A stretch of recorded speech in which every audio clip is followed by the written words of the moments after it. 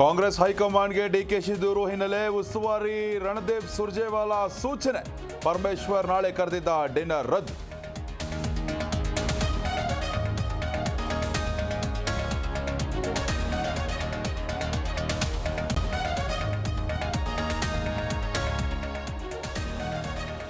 ಎರಡ್ 2028ಕ್ಕೆ ನಾನೇ ಸಿಎಂ ಆಕಾಂಕ್ಷಿ ಇದ್ದೇನೆ. ಯುದ್ಧಕ್ಕೂ ಮೊದಲೇ ಸೈನಿಕರನ್ನ ರೆಡಿ ಮಾಡಬೇಕು. ಬೀದರ್ನಲ್ಲಿ ಸಚಿವ ಸತೀಶ್ ಜಾರಕಿಹೊಳಿ ಹೇಳಿಕೆ.